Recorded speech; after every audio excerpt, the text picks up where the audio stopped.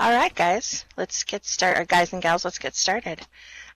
We have a lot to get through today, so I want to be as prompt as possible.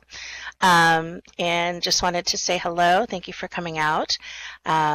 We got, like I said earlier, over 200 questions from about 60 of you, and we had to narrow that down. But we will be sorting a lot of those other questions to the appropriate folks internally, and hopefully you'll see people going into the thread after the town hall meetings and answering some of the questions, particularly a lot of the feature request questions and some of the more technically specific questions. Brett, Linden, and myself are going to be making sure those get to the right people to be seen and encourage them to answer those in that thread. So keep an eye out there after the town hall. We narrowed down to get to as many questions as we can. We're going to have a different set of questions in our afternoon session. It looks like we've got Dragster streaming this one for us. So, it will be available, it sounds like, for those to check out who aren't able to join us. I wanted to thank Ebbe for taking time out of his schedule to join us today and answer some of your questions.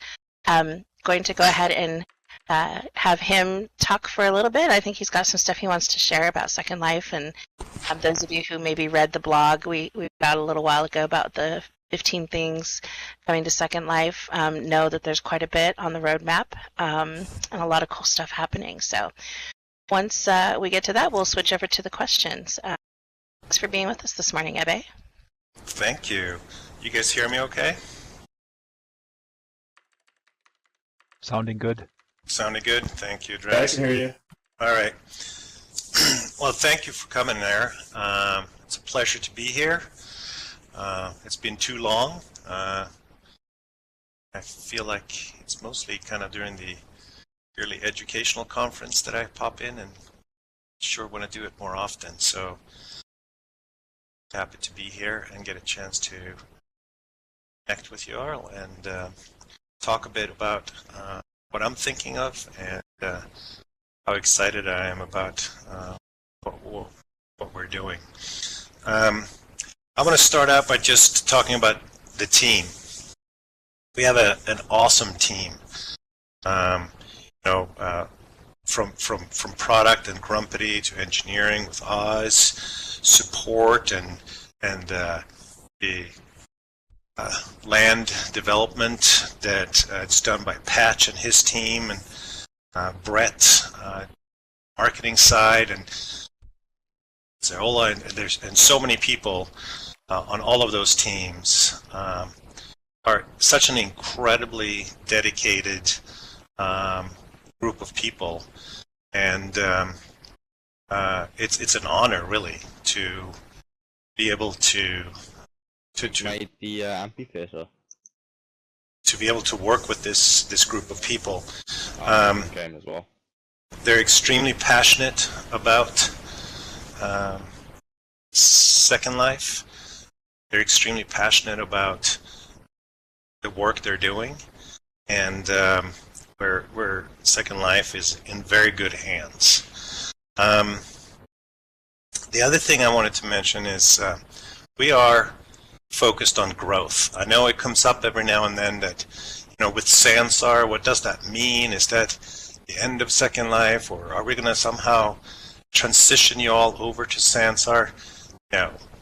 Second Life and Sansar are two independent teams, two independent products, and the Second Life team is working butt off to make Second Life better, grow, and we're investing high hopes Second Life to not only continue to exist, but to grow and become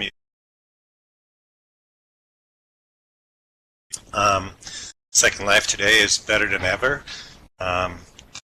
Performance and the quality is better than ever because of incredible work that this team is doing on every day, and we're going to just continue to go make it better. As part of growth, there are lots of different things that contribute to that. Obviously, a lot of things that the team had been doing for years to make the quality and the performance continuously better and better, but also to continue to add features that make it continually exciting product to for the enable incredible creativity and solutions to be built on the Second Life platform. But the other thing which we mentioned at the bottom of the the sort of blog post about the 15-year year we're celebrating now is we're also looking at the economic model that we're dealing with. And like I've been saying for years, land is expensive, and so we're step by step trying to transition how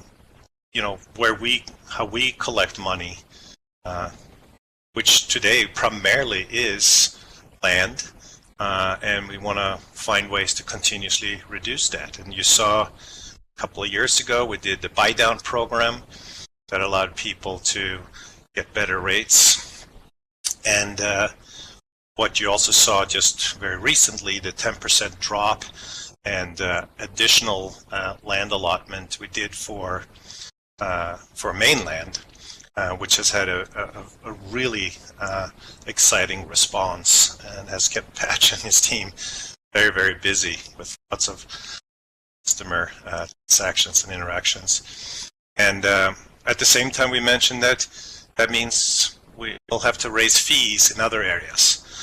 So transaction fees, subscription fees, or how much stuff we free versus what you have to subscribe to get, to sort of shift the model. I kind of liken it to us having very high real estate taxes and very, very low consumption taxes. And we want to sort of shift those a little bit to get a better balance and get land cheaper.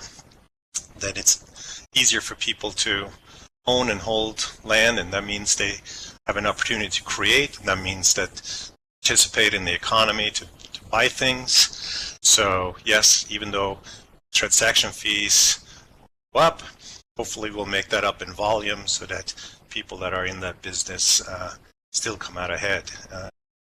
So that's that.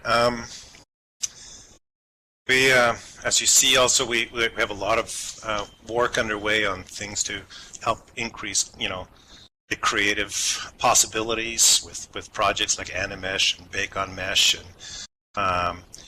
and to be able to create even more interesting content, whether it's for you commercial intent or for fun, and we're going to continue with that, as well as the environment control, so that you can have better control of environmental settings, and that's all those projects are underway. I can't speak to dates. A lot of these things are in early tests, and we're going to work with you, try to be very open. We test things out so that we can get in lockstep with you, and you can test things out and learn from you, so that time we're ready to completely roll things like this out, it's that makes sense to all of us. And then we're also investing in some really long-term stuff, moving our entire grid and infrastructure from our proprietary grid to be based on cloud infrastructure. It's a huge project. Continue to work on that. I don't know how long it will take. It'll probably take most of this year and then some. But that just gives you an indication that we're serious about the long term. I think the cost of hosting by cloud service providers like AWS, by Amazon, and Google, what Microsoft are doing, it's reached a point where it makes sense for us to go to those infrastructures rather than having our own proprietary infrastructure. And it also will enable us to doing some more flexible thing, whether it's geographic distribution of infrastructure to improve performance around the world. Other types of things, maybe different, easier to move between different types of classes of server for different types of performance, or be more on-demand services, etc. But we have not yet decided on what types of features or new models or pricing applications that might have. It's quite a ways away, but it's a huge investment. So I think just take away from what I'm saying here that we are investing. We're very motivated to grow Second Life. It's not in some sort of pattern. Don't get distracted by Sansar. You can go and check out Sansar if you want. It's free to hop in just like Second Life and try it out if you want, but it's two different products, and I'm happy if you use both. Choose one or the other. It's up to you. Yeah, so with that, I don't want to take too much of our time because we have lots of questions to answer, but I'm super excited about the team. I'm super excited about our future. And yeah, with that, I'm happy to start taking questions. Is Ziola, you're going to ask me questions? Or? I am, yes. As I mentioned before, we got over 200 questions from about 60 of you residents, which is fantastic. Of course, we won't be able to get to all of them, but we will be answering questions in the forum thread after the town hall. So keep an eye out next week for those to be addressed by some of the experts in those specific areas. So we'll get things started right away. Our first question is from Vanity Fair, who is here. Hi, Vanity Fair, and wants to say and asks Ebbe, could you give us some sort of timeline on your plans to move Second Life regions from the server farm over to the cloud, which I know you just talked about a little bit, and could you give us some idea of how much cheaper Second Life land would be once that change is implemented? Hello, Vanity Fair. I know you. Like I said earlier, I don't think we have. I mean, cost-wise, it's roughly on par with our proprietary infrastructure. So I think there's more opportunities for us to reduce cost and land in how we jigger our business model, more so than a direct reduction in cost of the infrastructure as it cost us to do it. I think those lines of how much it costs to operate our proprietary infrastructure versus going with, third-party cloud infrastructure are probably fairly close to one another. But we also see that the competition between these big players, Microsoft, Google, Amazon, etc., those costs just keep coming down and down and down. They also have a lot of investment in infrastructure, of that infrastructure that you certainly can't keep up with solutions. So, cost-wise, I think where it's not crazy to do, and then the features we can take advantage of will make we can have an even better platform than we have today over time. But I wouldn't necessarily attribute the movement to cloud infrastructure to a direct correlation to therefore reduced cost. I think us shifting the business model from primarily being land fees to more balanced between land fees and other fees I think has more opportunity to reduce the cost of land. But there could be opportunities, but we have not yet decided how to take advantage of some of the capabilities this new cloud infrastructure might give us. Maybe they could be lower class hardware servers that would make it possible to have lower land cost, or maybe even higher capability server infrastructure that would potentially increase the cost if you wanted that extra performance. On demand, in Sansar, we basically we park experiences or regions, as we say in Second Life, if no one is there using them, which means that those regions in Sansar are less persistent, if you will, at this moment. But that allows us to have a much, much lower cost of the infrastructure because the grid is not always running like Second Life is. And whether we introduce something like that is still to be decided. first the work of just going to this cloud infrastructure without breaking anything and just everything work as you expect it to work, that's a huge undertaking in of itself. So we'll start there, and then confident that they will create opportunities for better services, more performance services, and over time more cost effective for us and you. So it's a smart investment, but I can't really speak to how the move to the cloud will affect pricing directly right now. Great, thank you. We'll hop right into the next question, which is from Ravina Decor. And Ravina asks, where does Linden Lab stand in the way of how adult content is viewed? What is the future of adult content in Second Life? Well, I think more or less status quo is cool with me. We want to make sure that it's very free, open, creative platform for people to be able to express themselves. We want to make sure that everything that happens is legal. We want to make sure everything that happens is by users' choice, so that you can see the content you want to see and not see the content you don't want to see. I just like, adult content is all over the place in physical space, or on my cable channels, or a few blocks away from where our office is, or it's part of what humans do and want to do. And so the fact that what's happening today, it's cool with me. So we have no plans to making it changes in what people can create and do in Second Life today. Great. All right, on to the next question, which is from Tyre Sart. I apologize if I mangled the last name there. I think that's correct. And Tyre asks, will there be any modernization of structures like the Linden hubs and other Linden-owned objects, both on mainland and to the developed regions for sale?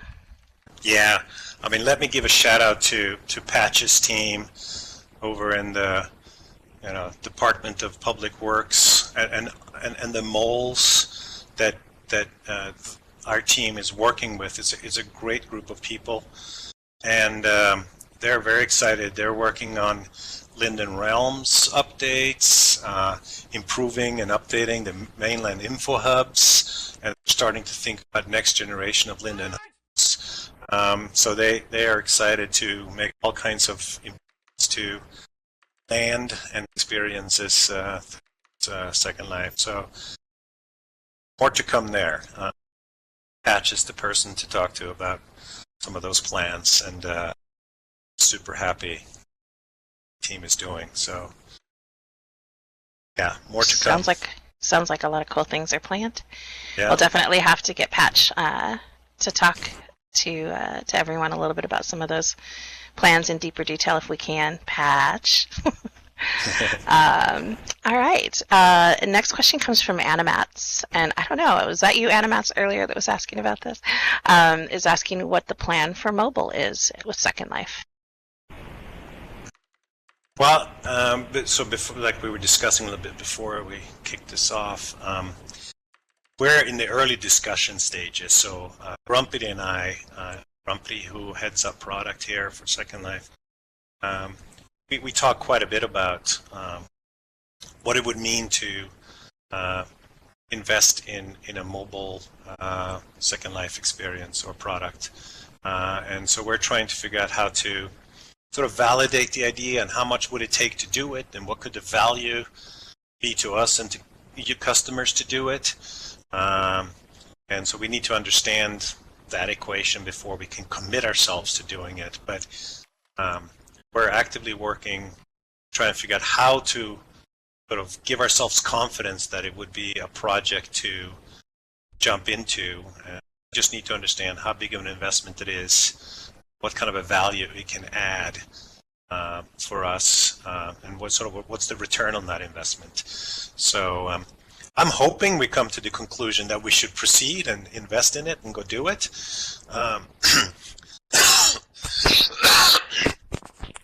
me.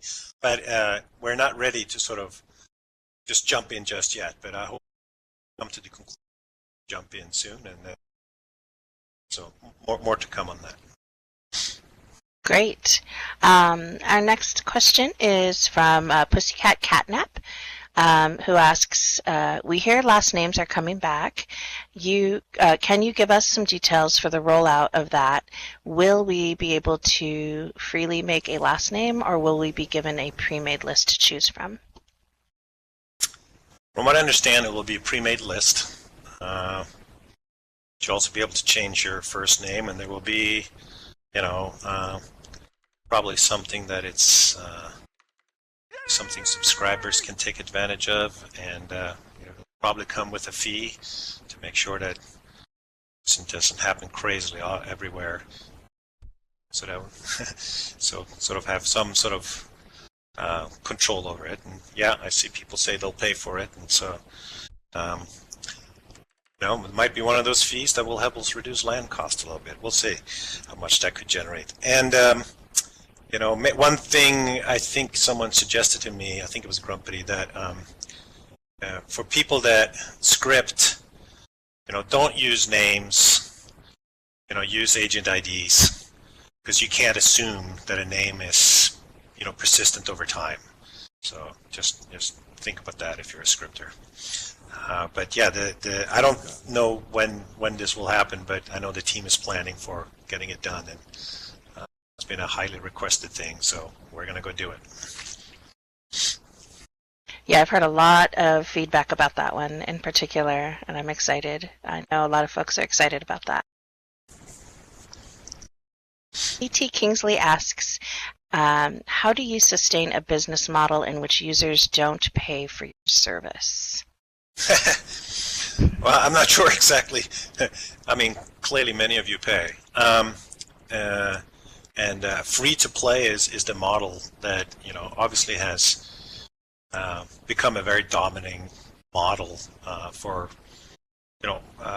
platforms like this as well as gaming. So I don't think we have any plans to make it required for people to pay to come in and participate in Second Life. And to my earlier points, we just want to get a better balance in how we collect, so that we don't inhibit creation and consumption, but still make sure that it's a profitable business for us and can be a profitable business for many of you that have those intentions. And it might be that as part of upcoming subscription plans, that maybe you get a little bit less than you get today as if you're not paying. So we're trying to figure out, and it will take a while to figure out all the details, but what exactly can a free resident do versus a paying resident, and might be some changes there. But free to play is here to stay. Awesome. The next question is from Hinswin Guardian, and Hinswin asks, asking for, can you explain how the fees for Lindex and process credit requests are constantly increasing with no perceived added benefit to users? Well, I think I sort of spoke to that earlier. You might see increased fees because we're trying to reduce land cost. So we're shifting our economic from sort of one side to another side of the equation. And plus, so you're aware, the investment we're doing to make sure that all this money coming in and going out is in compliance with state and federal and global laws is quite an undertaking. You don't see a whole lot of products that have the unbelievable creativity and freedom that we have, with the ability for people to exchange goods and services and make money, earn income, and then be able to redeem money back out again. And so making sure that that's all in compliance is a huge undertaking. We now have money transmitter licenses in every state in the United States. It's been a year process, and it takes a lot of effort to build the systems, tools, and the team to operate these compliance efforts. So that's something that didn't exist many years ago, and if it didn't exist, would put a business model like this at tremendous risk. So huge investment there to make sure we're all safe, and that there's no bad actors that can take advantage of a system like this to cause fraud or money laundering or all those kinds of things. So a huge effort underway there, and that has to be, that comes at a cost. And then that, with what I said earlier, we increase some fees on transactions or marketplace or subscriptions or wherever it might be, again, will allow us to lower land, and we think that's a good trade to be making. So that answers that. All right. Luca.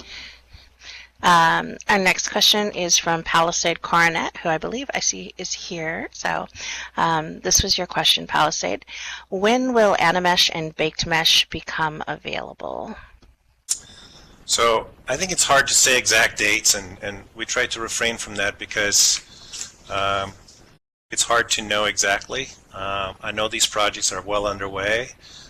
Some of them are being tested, and we're interacting with users, and I think on the forums we'll make sure that you're all aware of the places that you can participate in the sort of the ideas around these features, and to test these features and make sure it doesn't break things, and to make sure that it's performant, to make sure it has to spec, that the tools to create and these things are as good as they can be before they sort of become.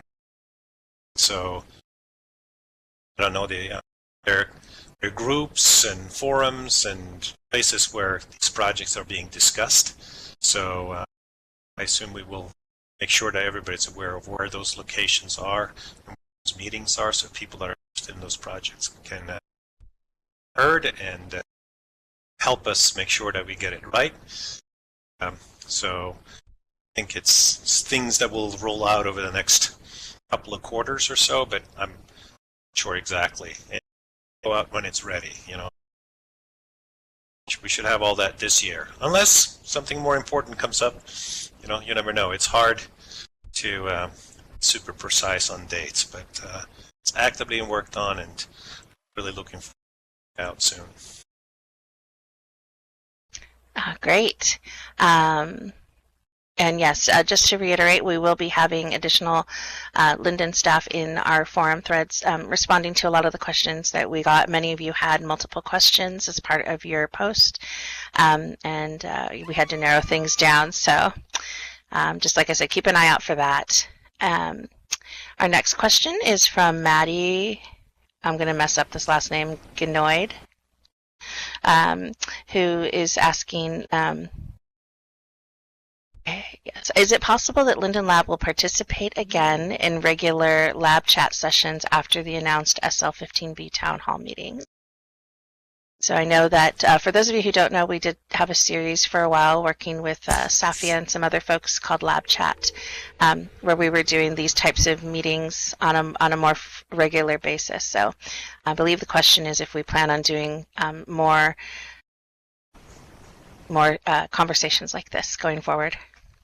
Yeah, I wholeheartedly agree. I think us spending more time, and I know many of us already spend a lot of time with you, whether it's Oz with the open source group or other team members, and that's having meetings with various groups around different subject matter, whether it's around Animesh or whatever it might be, but having more general conversations with where I can speak with you, or other people on the team will meet with you. I think more is better. So forward to hanging out with you and more going forward.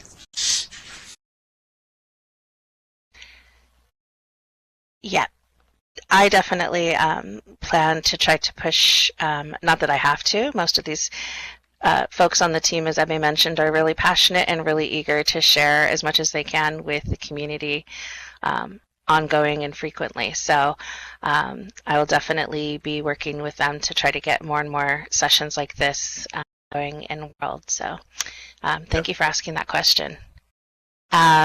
And as part of our investing in Second Life is also that we now have the luxury of Zola being 100% dedicated to Second Life. So she used to split her time between Second Life and Sansar, but we all now get her 100% focused on us here in Second Life. Yes, it's good to be home. All right. Gosh, we're just breezing through these questions pretty quick, but this next one is a little bit more esoteric, I think, or a little bit more whimsical, maybe is the word I'm looking for. Kind of a fun one. And Coffee du Jour asks, Ebbe, have you read Snow Crash and or Ready Player One? And how do you compare the Oasis as a social and educational space to Second Life? To be honest, I have not read Snow Crash. It's on the side of my table. I have 2 copies. I've probably read dozens of pages before I get in. What I need personally to read a book is like 2-week vacation. I can't do whatever the hell Drax is doing to read like a book every month. Like my wife reads 4 books a week. And I need 3 days of downtime, and then I can sort of get into a book. And so I only get through so many books per year, unfortunately. I have read Ready Player One, but that's almost cheating because it's such an easy, fast read. Saw the movie. But we took the whole team here at Battery Office a few weeks ago, and it was fun. When we're standing there inside the movie theater, I bumped into Philip Rosedale because he and his group from High Fidelity were there at the same time. Then I turned my head over and there's Jeremy Bailenson from Stanford. So I don't think people in the movie theater realize that the people are like the most dedicated to actually building things that actually are things like Snow Crash and Ready Player One were in the movie theater at the same time. But I think Second Life is the closest by far that exists on the planet today to an idea like that. I am so incredibly inspired and blown away with the breadth and depth of the type of things that Second Life is being used for and the type of content's being made. From educators to health professionals to role players to people finding their loves of their lives, people who are able to do things in virtual space that they just cannot do in physical space. There's so many incredible positive stories ongoing. So being extremely motivated working on something like this is very, very easy because it's just so incredibly empowering for so many people. So just feel so fortunate to have the opportunity to do something like this, and can't wait for what we're going to be able to do over the next decades. So now there's, you can do this in all kinds of flavors. A lot of sci-fi tends up being a little bit dystopian. Clearly you can see from Second Life that it doesn't need to be dystopian at all. It can be beautiful, life improving, just incredibly empowering so many people. Tremendous amount of love and sharing and helping and creativity. So it's wonderful, and I just love it. It's awesome. So yeah, good question. Yeah, that's great. All right, I have a couple of more questions we can go through here. Thanks, Grumpity, for highlighting these for us. This is actually another question from Vanity Fair, who asks, "Do you see Second Life lasting for another 15 years?" Yes, I do. Absolutely. No doubt in my mind. Better start planning for SL30B.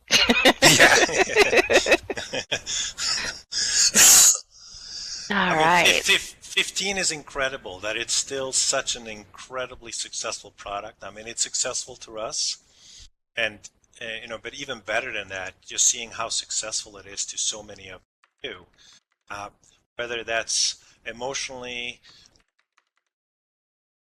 monetarily, or creativity. I mean, it's just unbelievable. So why wouldn't we want this to go on forever? So let's keep it going. Yeah, I think that I certainly would like to see that happen. We're in the throes of planning for the summer's 15th anniversary / birthday, and it's always a super exciting time of year. So let's see here. Next question is from Venus Petrov, who asks, "Have you thought about charging residents for each extra avatar created? A modest sum, perhaps $10 USD." I don't think that particular thing has come up that I've heard of to charge for. I'm not sure if that's right or wrong. I'll let Grumpy and team think that one through, but I haven't heard that idea come up. All right. Divine Teardrop asks, "I would like to know if the teen grid will ever come back." The teen grid? Mm-hmm. Also not something that's being actively discussed. I think actually bifurcating or having multiple grids, I don't know if that's in our best interest. I mean, I would rather try and figure out how we can make it so that those people can be here, and making sure we have the right controls in place to make sure that everybody can be here, rather than trying to have multiple brands or grids. So that would be my preference. So yeah, and there are no plans right now to do so. One grid to appease them all. Yeah. All right. I do have another question here from Palisade Coronet, who asks if there are going to be adjustments to premium accounts. Yes, definitely, and that's what I meant when I subscriptions. So when we think of premium accounts, what exactly do you get for free? What do you have to be a premium account holder to get? What capabilities? What premium account levels will there be? How many? As you increase your premium levels, how many more features and capabilities can you get? And what is then the actual pricing of each of those? It's a large project, but we definitely want to come out with a new premium model that, again, create a better balance of what you should get at different price points, and also make it more attractive so that more people like to subscribe, which then hopefully generates more revenue, which then hopefully allows us to reduce land cost again. So when I say fees increasing so that we can reduce cost of land, it's all of that. It's premium, it's transaction fees, and things we can think of to get a better balance and a better, more fair distribution of how we collect money. Yeah. So yeah, it's a huge, complex spreadsheet with various options as to what goes into what plan.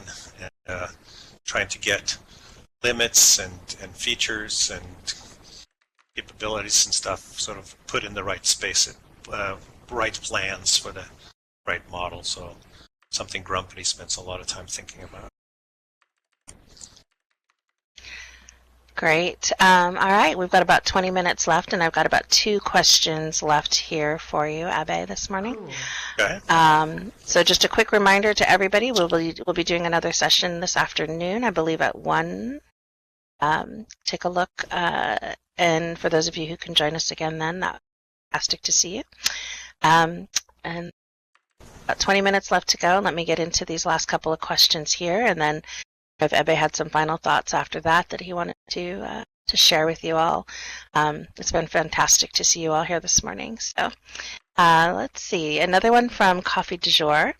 What is the future of the lab's commitment to open source development? Well, the open source client in Second Life, we have no plans to change that. I mean, trying to change that and go closed source for the Second Life client would be would be a bit nuts, I think, at this point. I mean, I see Jessica perked up there. Now she's, and the work they do, it's awesome. It's incredible. It's super helpful to us. I know many of you, third-party viewers can provide all kinds of unique that are more optimized for various different types, whether it's creators or stuff like that. So we have no plans to change that. Yep, Firestorm. And so yeah, no plans to change that for Second Life. Okay, last question here is another one from Palisade. This asks, is Linden Lab planning to advertise SL to attract new customers and keep the population size healthy and sustainable? Yeah, I mean, absolutely. I mean, we spend quite a bit attracting new users every month, and we are investing in ways to continue to improve those campaigns, and this goes all the way from the ads themselves, what networks, what value propositions, all the way to the registration landing pages, registration flows, then the in-world first experience, and we're going to do a lot of testing to see what works best. Trying lots of different things. Brett's thinking about a lot of new different types of campaigns that can attract different audiences in ways and be more targeted. And we also want to test for how things can work if you get a much more focused value proposition throughout this whole onboarding process. So if someone is looking for something specific, they have the feeling of that they're going to get that all the way through the process. Historically been a fairly generic thing, like, here's the value prop, now come to this generic front door, and then we drop you off at sort of at the airport and say good luck. And so how can we get that to be more optimized so that we can get better return on the investment and higher conversion rates and better retention rates? All of that is being looked at and worked on every day. That's more to become more efficient and better at it so that we can help build audience. And it's from landing pages, experience pages. Oh, actually, that's not what we call them. Second, place pages. It's community gateways. There are all kinds of ways that we constantly try and iterate and improve to attract new users to ultimately not just maintain, but to grow. Second Life and Sansar share a lot of similarities in spirit. They're both platforms for users to be able to create content. to be able to share that content and to be able to have social interaction, that content. You know, that's what we do here at Second Life, Sansar. But we're taking quite different technological approaches to it. Second Life is very much, I mean, it works on PC and VR, but making it more work for VR sort of creates extremely unique requirements for how to approach building a platform and technology like that. And that then instantly forces to look at how to build a whole platform in quite a different way. And so I just want to make sure everybody understands that these are two separate products. They share some commonality. I would be happy if you all use both, but I'm also perfectly happy with you using just one or the other. We have two completely separate teams that are working each of these two products. They're both motivated to make their individual products work for the use cases they want them to work for. You know, Second Life is obviously a very large product that has lots of users that already have a lot of things going on. So it's you can't just change it radically overnight. It sort of is what it is, and we're going to make it better. But for example, trying to make Second Life virtual reality hardware would be a challenge that I'm not even attempting, because it really did. So Sansar is really about understanding what it takes to support virtual reality hardware. What does it mean to have virtual reality hardware? The virtual reality hand controllers, and you start realizing that it changes a lot of things. How you interact with each other, what's important, voice versus text, how do you support movement of avatars in VR, how do you move in 3D space when you're inside a virtual reality hardware. So I would say VR is a significant differentiator between the two products. And otherwise, they're both platforms. We want to enable people to create, share, socialize, monetize, and that's a summary of how I see them. Being both Great, similar and very different at the same time. Yes, I definitely agree with that. With some shared community overlap, but very different. Great, and again, I apologize for those of you who are still experiencing some issues with voice. You probably can't hear me though. But it sounds like there are a couple of people who are taping this, and hopefully we'll be able to get some type of a recording put together. Next question is from, hopefully I say this right, it's either Jane's Crystal or Jane S. Crystal. Asks, initially I would like to thank and express the contentment of the Brazilian Community Gateway program. Could you please explain more about themed learning islands? There are currently 9 social islands. Will they remain, or will they be replaced by themed islands? So this really comes down to customer acquisition and what ways can users discover things you do. How can we bring more users to things you do? And we have lots of efforts underway to test lots of different aspects of this. There are community gateways, and that program's up and running. That's kind of more intended for people that are willing to invest more energy and time to create unique onboarding experiences. And they're more likely to have access to customer sources that Jane's Crystal mentioned this, but a very large Brazilian community sort of onboarded to Second Life through one of these community gateway programs in Brazil. But we also have place pages that could be discovered through SEO or search engine optimization and through search engines. It also makes it easier for people creating experience or experiences in Second Life to attract their own audience from their own blogs or forums or wherever you might be, to try and bring people in content. So sure that slurls sort of take you directly into your place via your page is something that we continue to iterate so that it's easier for you.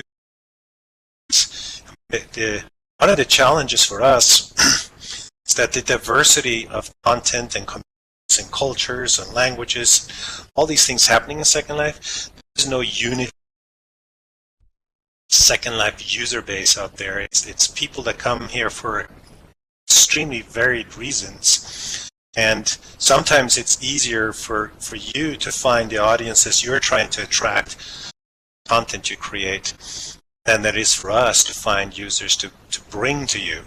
And so making it easier for you, pages and slurls and great ways to sort of attract your audience is part of our interest there. And yeah, we will be testing quite a few various iterations of new landing pages and new themed learning islands to see if more vertically specific onboarding flows could increase conversion and ultimately retention. Again, this is not about a singular user base. It's a highly diverse, and so people come here for very different reasons. And so finding people looking for solutions to various different things and have them on board in a way that is relevant from all the way from ads to landing pages through registration, through a learning place, or directly into one of your regions or places, and increase the chance that those users find something that's relevant to them as quickly as possible is very important. So those are some ideas I think she's getting to. All right, great. Oh, little dance break. This is like the Ellen show. We all get up and bust a move right now with the freak out. All right, like freak, say chic. All right, next question is from, and I'm going to butcher this name, and I apologize, Parhelian Palau. Sorry. And the question is, could you give us a hint as to when the new Wind Light will see the light of day? No pun intended, I presume. And I believe that they're referring to EAP. Yep. EAP or environment enhancements. I couldn't say exactly, but there are, I think, tests underway, and soon there will be broader and broader tests. And I think there are channels, and we should, comment on this in the forums as to where the communications channels are for people to understand what's being done there, and ultimately be able to participate in testing of this new stuff. But it's probably a broader or a complete rollout of this is probably more towards Q3 sometime or so.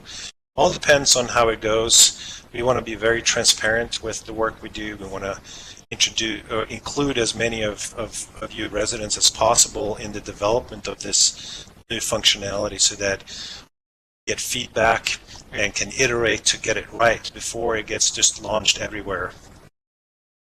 It's be quite disruptive if we launch the wrong thing. So we'll be testing and iterating in collaboration with those of you who want to take part and help us, and hopefully get it out broadly, Q3. Awesome. All right. Let's see. Our next question is from Coffee du Jour. And that question is, going forward, what are Linden Labs' plans to bring new users into the fold and to incentivize past users to return?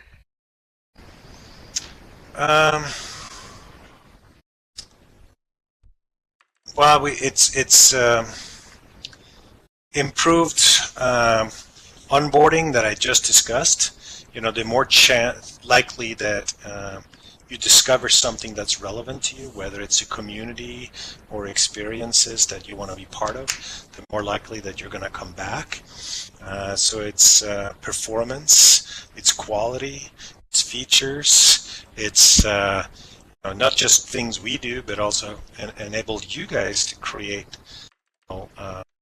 more better retention in content experiences that you make to increase retention of our user base. And all of these things, whether it's marketing, product, technology, and capabilities for you to create communities and engage people with these communities, all of these things will ultimately add up to better retention and engagement. And so it sort of all adds up to making this happen. There is no one magic bullet. It's just a bunch of hard work and lots of areas to willingness and interest to. So it's kind of what we do almost every day, Yeah. Awesome. One of the many things. Let's see. Next question is from Stefan Guadio, asking, says, Facebook is how people connect with friends and family in, quote, first life. It is a great way to share what you do and where you are. Second Life has something similar, my.secondlife.com. I think that their question, I'm sorry, I don't have the rest of the question here in front of me. I think the rest of their question was sort of about whether there would be future investments into my Second Life.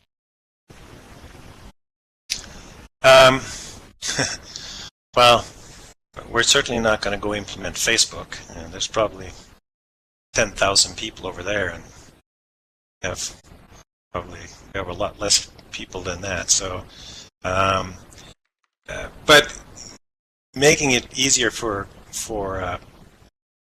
social connections and for people to stay connected and create communities is a core part of Second Life. So then it's that those things are important to us. It doesn't mean that we're going to sort of build Facebook in here. And I don't know that. Not sure if the solution is mysecondlife.com. It could be improvements in group chat. It could be improvements in lots of areas over time. So, but we do have some upgrades in plan to make it easier for you to stay connected and create friendships and communities and groups. And so more to come, but not Facebook as we know it. All right. So Vic's question, in this time of privacy abuse, it needs to be asked, what is Linden Lab's position towards privacy and, more specific, the European laws that reign privacy? I think we touched a little bit on this morning as well. Yeah. No, it's obviously extremely serious, very important. It's privacy is as protected as they want it to be. Like I talked about this morning, running a platform like this where you can all transact and make money and redeem money. Last year closed. Aggregate, you all redeemed almost $70 million. So that's a lot of people making a decent amount of money. That requires a lot of compliance. And so we have money transmitter licenses in every state of the U.S., and we follow all the laws for how data is stored and is protected and encrypted and separated away, and who internally has access, and obviously that no one externally has access, and also how we keep that data where it belongs, and we couldn't have this degree of compliance and money transmitter licenses, etc., if we did not have sufficient security and compliance around privacy. And so we will always pay attention to new laws and regulations that come up and make sure that we are in full compliance, not just for legal reasons, but also for in the best interest of you all. So believe me, we take it very seriously, and we've been doing it for many years, and it's something that we don't have the luxury to be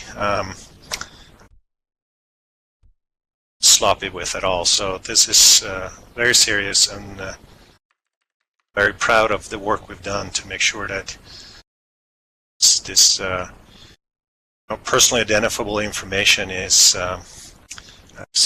stored and managed in very secure ways. So, and we also don't really participate in any business models that require us to leverage this data in ways that wouldn't want us to. So there, we're all in this together. Yeah, I think this is one of those rare opportunities where we can say this is why we can have nice things, because we have a crack team working hard on all of that stuff. Yep. All right, we'll jump back to Kobe's question really quickly. Fingers crossed. Oh. Are there plans to upgrade the system avatar shape to present-day standards, and if not, why not? I don't know. It's tough for me to answer that question. What? I'm not sure exactly. I think maybe lots of people would potentially interpret that question in different ways. I don't have a good answer. I mean, do we constantly try and iterate and improve the avatars? Yes. But we also want to make sure that creators here have the opportunity to they feel is right with the avatars and provide a lot of flexibility. And it's a whole marketplace of user-created avatar and pieces of avatars, whether it's mesh heads and fashion. So I would need to this would need to be more specific for me to know, and then it might be so specific I don't have the answer yet again. But we do have some plan to work within the avatar team. So we mentioned earlier baked on mesh and bakes on mesh, so you can do tattoos, etc. And but I don't know how soon those things will reveal themselves. So, but better avatars is always in our interest. Yeah, I definitely think so. I have to say I've probably, we'll say, given a fair share of my Lindens to many merchants, probably who are sitting here, to make my avatar look the way I like for her to look. Lots of hair, lots of clothes, but also the base avatar stuff, the bodies, the heads, the feet, all of it, fun stuff. Yeah. All right. Yes, we made it through that question. We can still hear you. Voice is still. I'm not. Ha! We'll move on to Chinray's question, which is Linden Lab has announced an upgrade of the marketplace and increases in the marketplace and Lindex fees.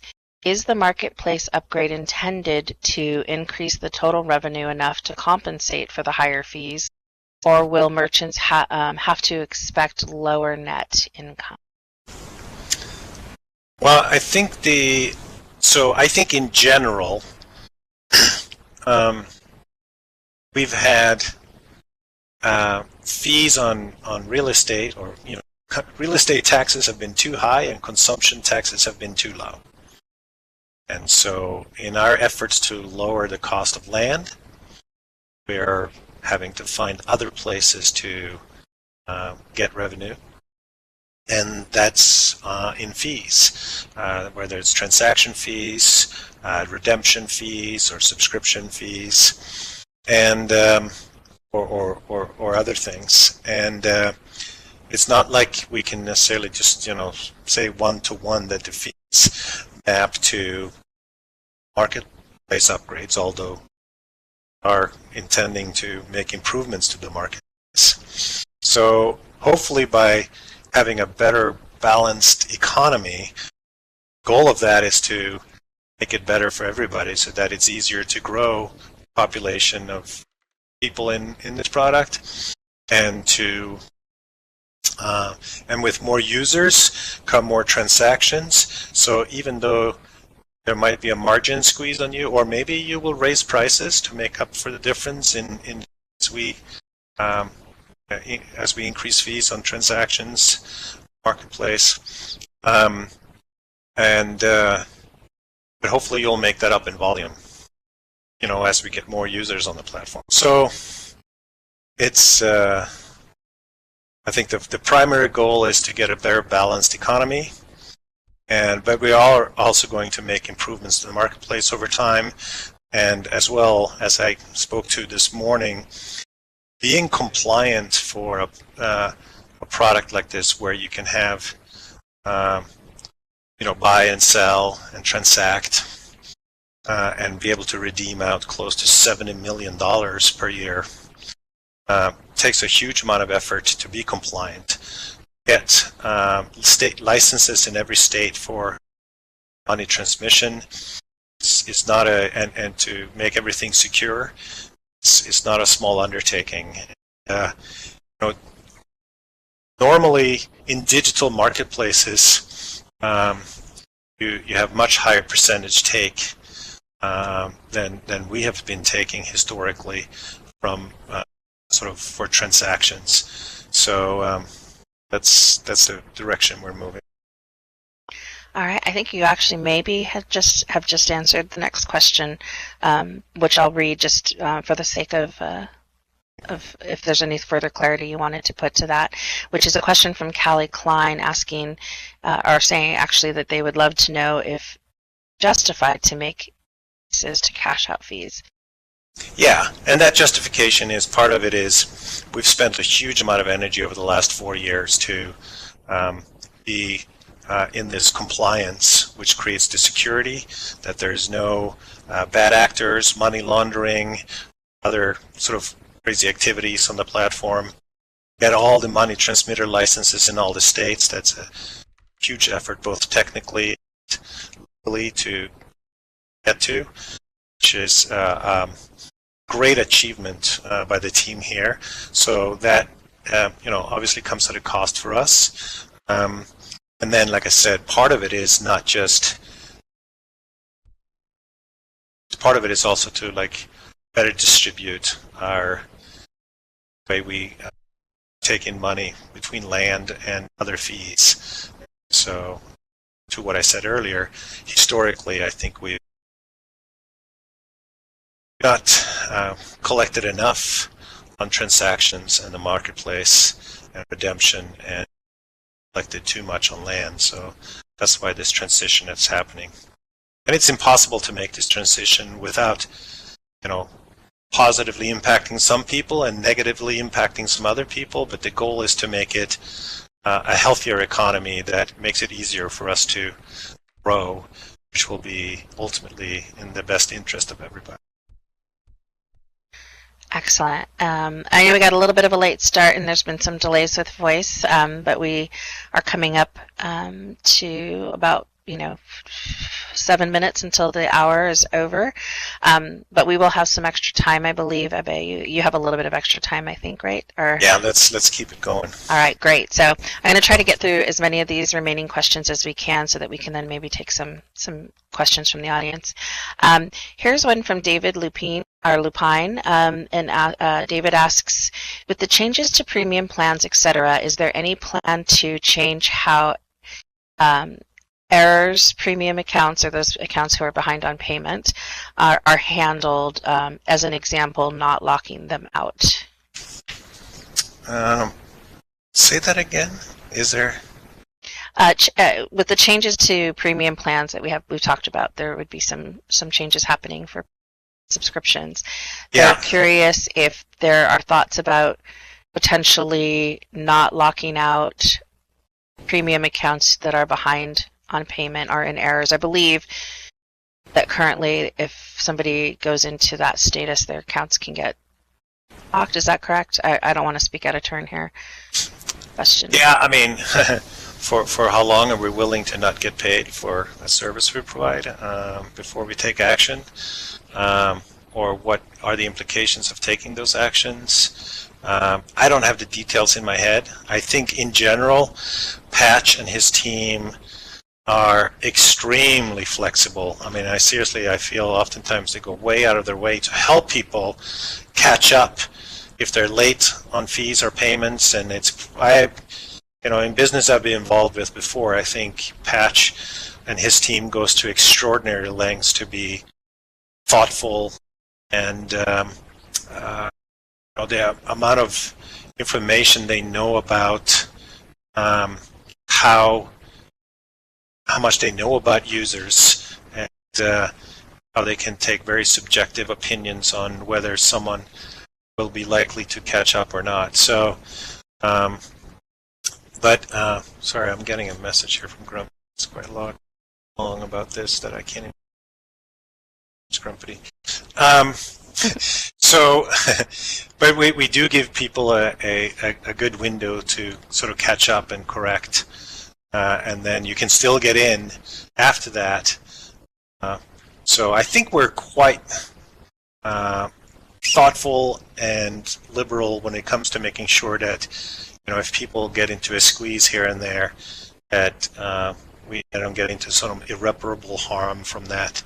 So, but we can review it and see if there's more we can do to help people that occasionally have a challenge to stay current. I feel we've done well historically to. Yeah, great.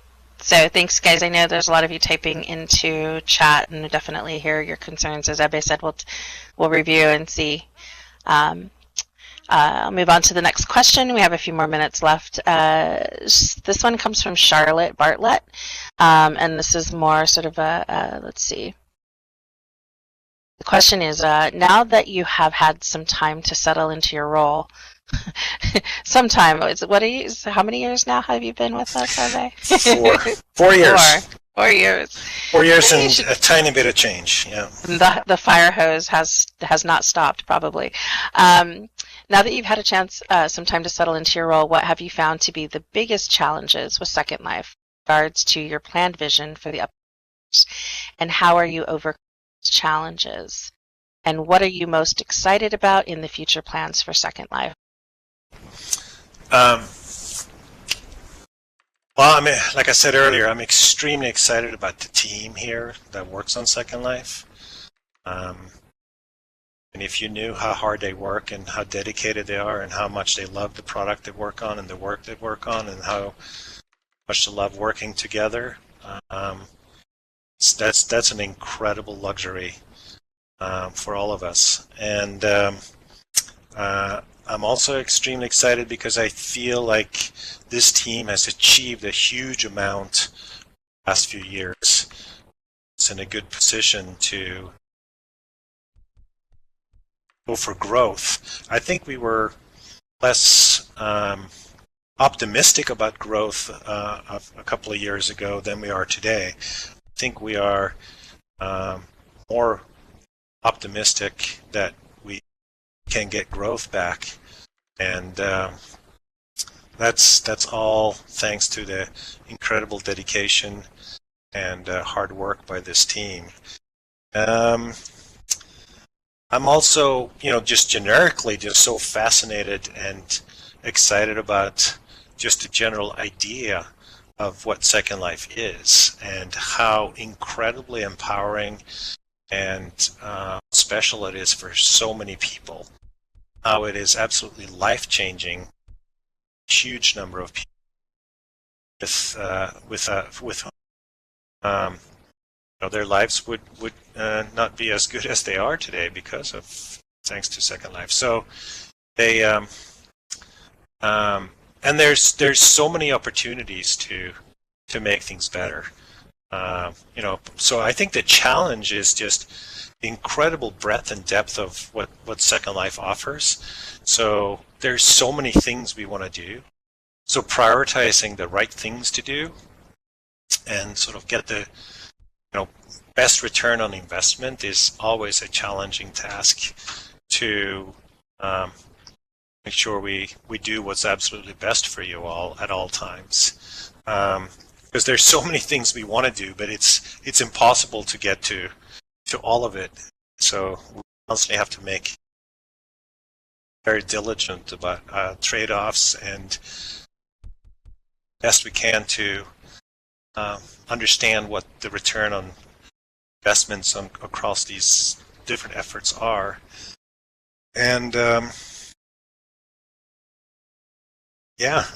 so my excitement is that we're a great team.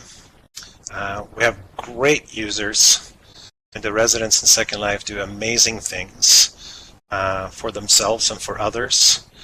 Incredible communities. The fact that we are empowering people to, where it's relevant, but empowering a lot of people to make money and to feed themselves and their families and run successful businesses. I mean, that's incredible. Not a lot of platforms provide that. And so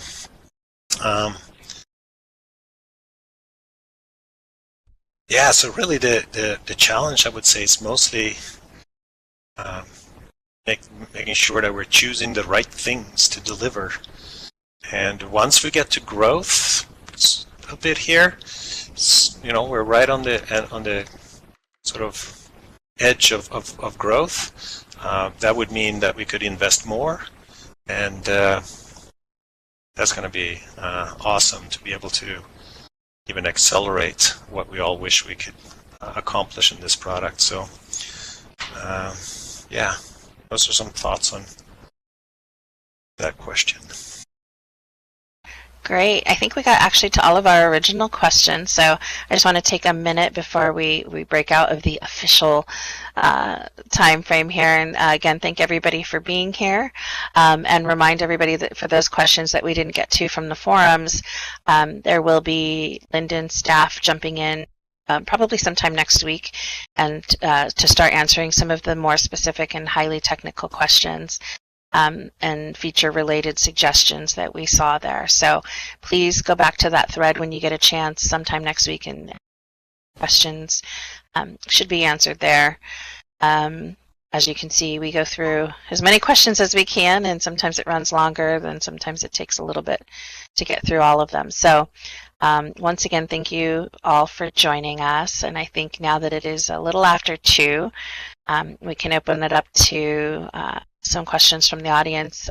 Ebbe, how would you prefer those questions come through to you? Do you have any preference? I don't know. Let's just wing it. All right. I better get on my feet for this. Yeah, that's. So we can have people just ask shout-out questions, or I can look in chat. I'll ask the first question. Could it be possible to set it up so that when a sim is don't cross the border. Yeah, don't cross the border. I'll stay back the voice here. is separate. Would it be possible to set it up so that when somebody has to reboot or shut down a sim, or it gets shut down for an update, that instead of kicking everybody off or forcing people to leave, that instead they stay in like another instance of the region, and then an instance of the region is loaded up alongside of it, like invisible to everybody, like it's just loading up on its own. And then the people are teleported over to the new instance that's been rebooted, and then the old instance is shut down. So in other words, it's a seamless transition. You don't even notice that, other than a quick teleport, you don't really notice that the sim has rebooted. It's a neat idea. I mean, Sansar, it's kind of built to maybe support something like that because it has built-in instancing as part of its platform. And it'll be a good question for Oz as to whether something like that would be possible in Second Life. And then again, even if it was, how much effort would it take to do? And then on top of that, how common of a use case is that versus everything else that's on the potential roadmap of things to do? So would it make it north of the line of things to actually get to? I can't speculate I would on. just like to say, as a sim owner, you lose a lot of traffic when people leave because the sim has to go down, either because we had to reboot it because of performance issues, or because there's a patch that can't be canceled and the sim has to reboot. Yeah. Everybody leaves, they go somewhere else, and then they don't want to come back. Totally understand that. Totally understand that. And ideally, we wouldn't need you to have to restart it in the first place, which we don't necessarily always have control over because we don't know what you're doing there, what scripts you're running, and what implications those things could have. So it's hard for us to be full of flexibility you have in what you can do. So I understand it makes sense. I just couldn't speak to how hard and how it would be prioritized, but it's a good idea. I have a question that was sent to me via IM. As a person, I guess, is unable to use voice at the moment. This might be a more technical question, but I will ask it anyway, so that it's at least on the radar. I know we've got people here from the product team, and that is, do we have plans to allow residents to view key pair data? See, it's already over my head. Without using functions like using a UI similar to a database. Understand that? We're going deep. I mean, these are questions that are great for the forums and for our technical staff to get into. I think that's one thing that right now, as you'll find, the thread that we opened up for this is actually locked. We wanted to make sure that we had a full list of all of the questions that were asked within a certain time frame.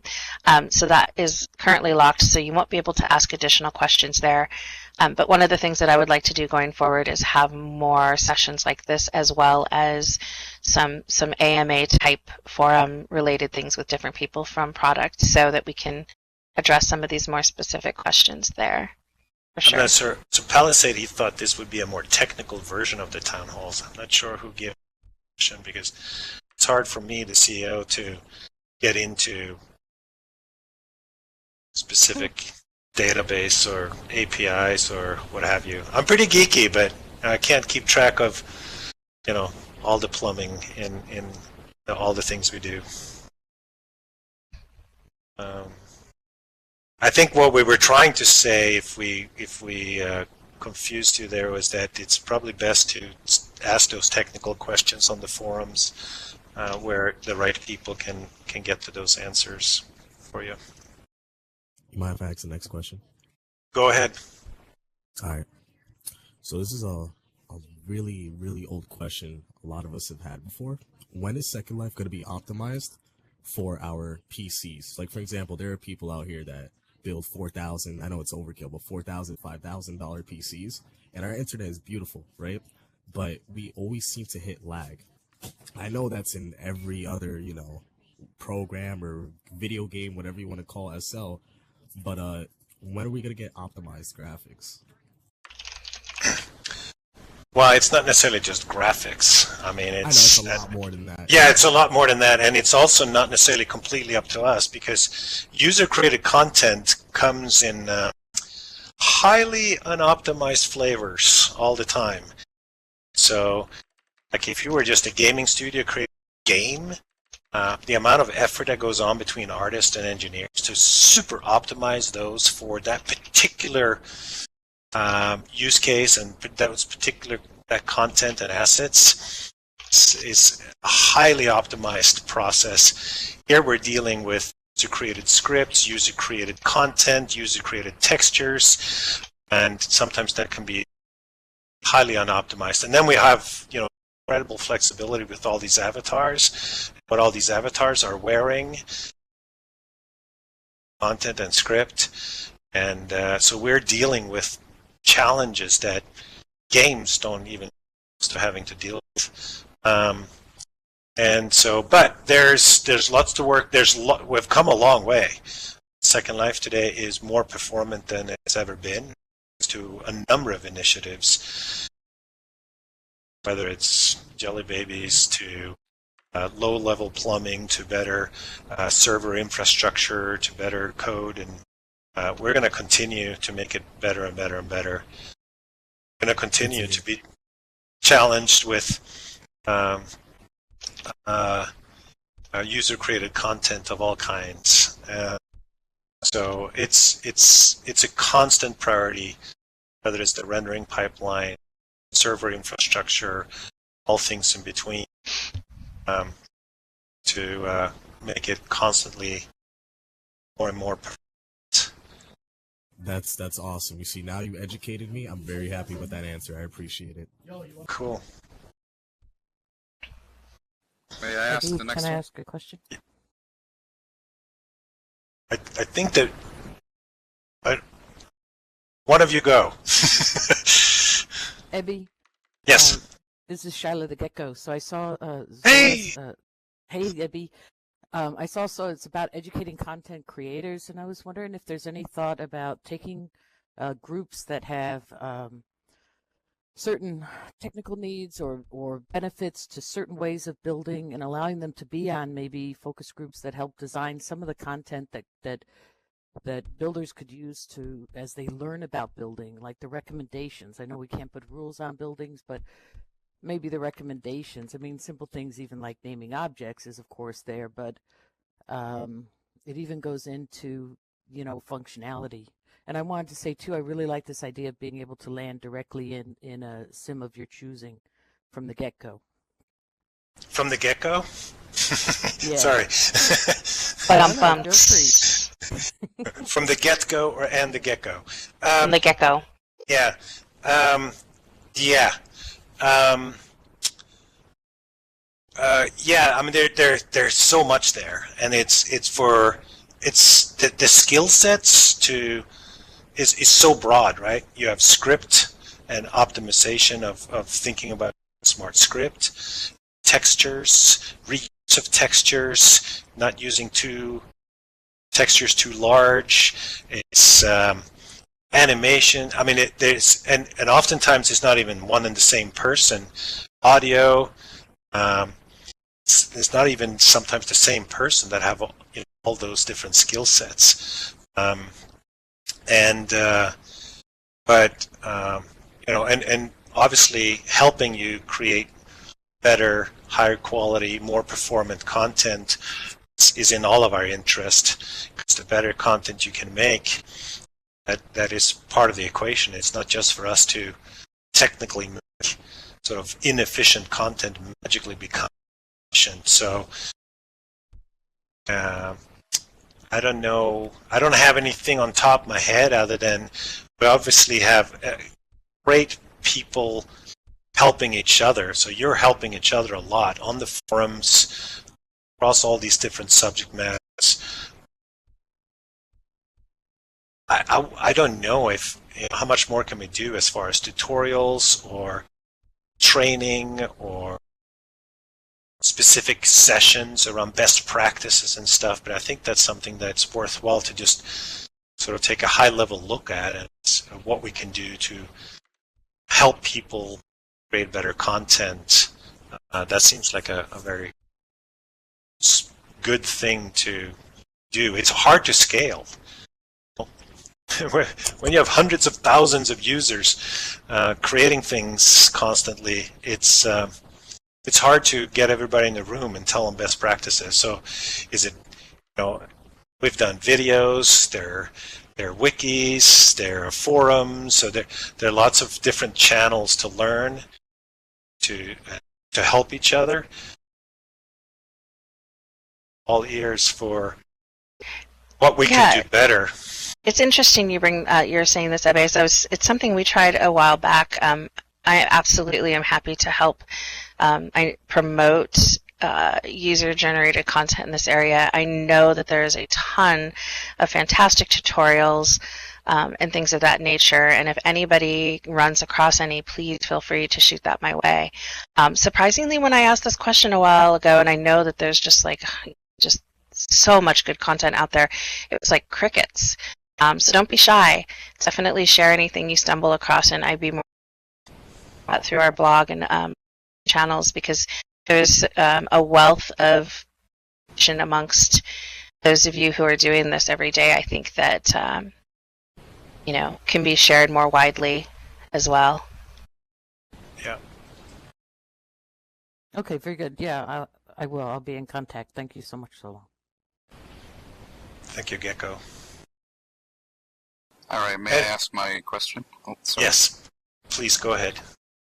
All right, so there has been news about being able to change your legacy name as well as possibly your first name and last name. Yes. How far out is that, and to the extent can we change our display name or legacy name? So, it's a goal for us to get this done this year. I know the team has started to think about the technical implementation of this. The idea is that you will be able to choose a last name from a list and change your first name as you wish, and it'll probably come at a fee, and it might be something that's available to premium subscribers, but I don't have an exact time frame in mind. So it won't be available to regular users, only for people out of premium membership? That might be the case, yes. Okay. And I had a follow-up question to go with that. What are the details on, like, specifically what can you do to your legacy name as far as changes? Is it going to be a set list like it has in the past, or is it going to be correct? Similar to correct. That's what list? Yeah, your last name will be from a list, and your first name you can. I believe the idea is that you can do what you want, and it'll be a fee associated with the change. If you're So both names can be changed, not just an additional last name. correct, but I believe your last but I believe your last name can only be chosen from a list. All right, thank you. And for those out there who script, do not assume that names will remain constant because of this. So make sure that if you keep track of users, that you do it with agent IDs in script as opposed to names, strings being people's names, because those will not be constant. So good head start on getting sure your scripts are doing the right thing now. Will UUIDs change when a name is changed, or does that remain constant? I believe that remains constant. I refer to it as an agent ID. I'm not sure if UUID and agent ID is the same thing. We're getting a little too geeky for me. But the idea is that the ID would be the same, but the string associated with that could, arbitrarily change over time. I've got another quick question. Can SL provide a built-in way to back up your inventory so that, like, let's say somebody breaks into your account and they delete your entire account, like all your inventory, and you lose like gotchas and no copy items and things like that, that you press a button and say restore my inventory, it all comes back?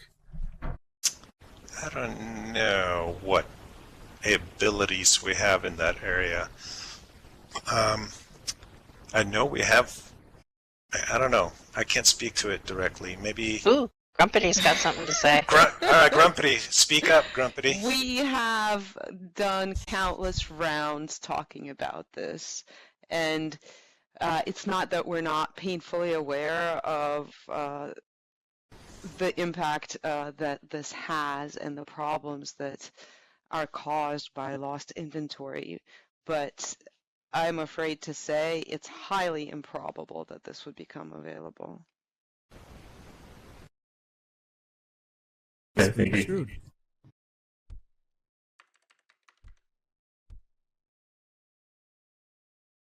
It would honestly be more feasible to work on account security and making the login system more secure before doing that. Possibly. I'm I mean, going to say practically anything else in Second Life is going to be more feasible than doing that, and doing things in Second Life is really hard. But, you know, sometimes you might make mistakes with your own inventory, so it's not always just bad actors that are doing things. So, yeah, have good passwords. Don't share them.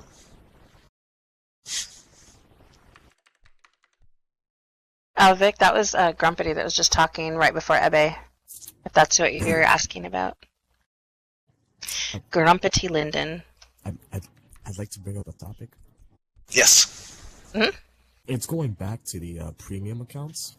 I speak for everyone here when I say, is it really fair that we have to make a new account, or can we just activate premium or our current account and change your name? Oh, absolutely. You can activate premium on your account and change your name. Oh, thank goodness. Yeah, you don't need to create a new account, no. I was about to say, I have so much stuff, man. You have no idea. I have an idea. I'm a hoard when it comes to my inventory, too. May I ask a follow-up question to that? Yeah. Shoot. Say someone would like to use Second Life Premium to change their display name, or not their display name, their legacy name, and they later find out that they don't have the funds anymore to pay for Premium. Will their name change be reversed, or will it remain the same? You get to keep it. Okay. So technically it could just be like a one-time fee then. Yes, there will be a one-time fee associated with the account name change as well. It's possible that it would still be limited just to premium accounts. There's no limit to how many times you can change your name as long as you pay for every occurrence. There's some possibility that the pricing will be different for premium and basic accounts as well. So there's still some stuff that we haven't settled on, but you can expect that premium accounts will have an advantage here. All right, thank you. As you can see, there's nowhere else you can get married and divorced as cheap as you can in SL and change your last name. So we're about a 5-minute mark from the 2:30. I know we're going about a half hour over here, Ebbe. I didn't know how much time you had, but I did want to make note there. Yeah, my wife just, I almost said left me. Wow, no, not that serious. But she just flew to London last night, so I got to go home and take care of dogs. Make sure they're... Wait. One last question. It's very serious. What Go. type of dogs do you have? I have 2 pit mixes right now. 2 pit mix girls, and my son has a pit mix boy. But previously I've had 2 Weimaraners. You're my favorite person on SL. That's all I have to say. You're a fan of pit mixes? I have a Rhodesian Ridgeback and a pit mix. All right. Yeah, they're such lovely animals. They're we actually, Tia was able to get Cody's question, Ebbe, if you have a second. awesome. All right, let me just get that from Tia real quick. Thanks, Tia, by the way. How low the price can go on land? How low can you go? Yeah. I mean, technically it could go to 0, I guess. But that's not likely. I mean, we just lowered mainland by, actually you could argue we lowered it by more than 10%. I mean, it was 10% reduction, but also a doubling of the allotment. So that's quite a significant improvement. And the buy down program, remind me, Grumpy, what was the deal there? How much lower did it go?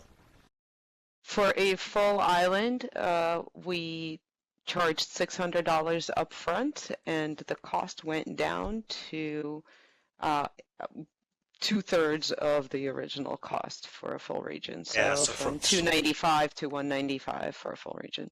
Yeah, so once you've sort of gone a few months in, you've paid for that upfront fee, you're then $195 on a go-forward basis for those who chose to participate in that program.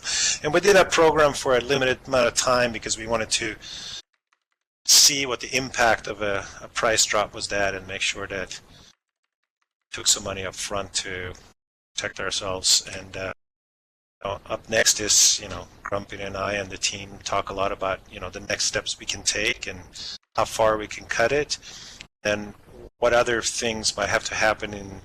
Yes. He asked if you can give a discount to people who are disabled on land. Yeah, the tricky part is for us, I guess. I would love to. The tricky part, I think, is for us to understand what's the definition of disabled, and how do we sort of go through the process of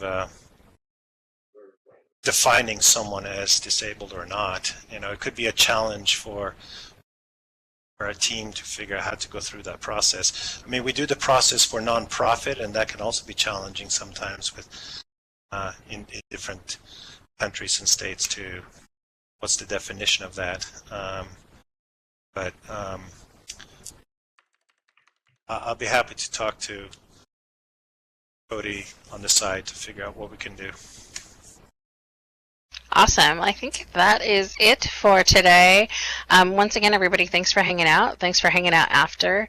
Definitely look forward to more of these. I think we've got some things already lined up that we'll be sharing that we hinted at in the blog, that Ebbe will be making a couple of more appearances, not just a couple more, but making some more appearances, as well as some other people on the Second Life staff side of things like to get in. And I definitely look forward to seeing all of you now through our 15th anniversary and beyond. And keep an eye on our blog for sure for all of the to do. And thanks, Ebbe, for your time coming take up a little bit more than we usually have on the schedule. It's totally my pleasure. Don't do it often enough, and look forward to doing more of it. And thanks, Gentle Heron, for that. I'd love to have that conversation. Yes. Yeah, let's do it again soon.